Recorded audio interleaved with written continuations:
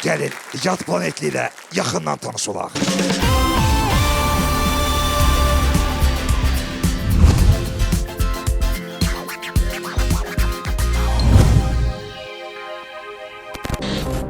Salam dostlar.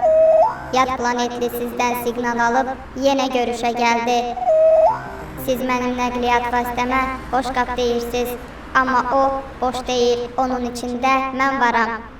Bir də ki mənim nəqliyyat vasitəm sizin Formula 1 bolidindən də sürətlidir.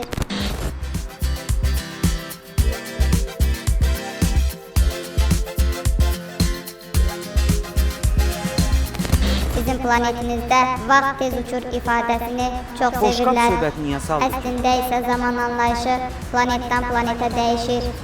Məsələn, mənim indi 3 ay para yaşım var. 3 ay para 28 2-yə bölünür. araşdırmaq 3-ə 42 yaş. İkisidir.